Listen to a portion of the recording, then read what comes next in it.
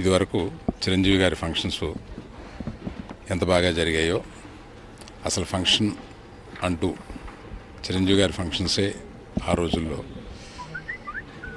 ఎంత బ్రహ్మాండంగా జరగాలని నిరూపించాయి.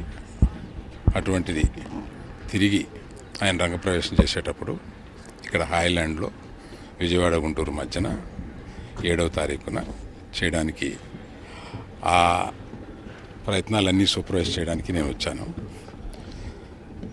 మన మెగా అభిమానులందరూ క్రమశిక్షణకి మారుపేరు.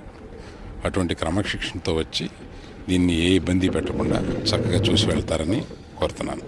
Thank you.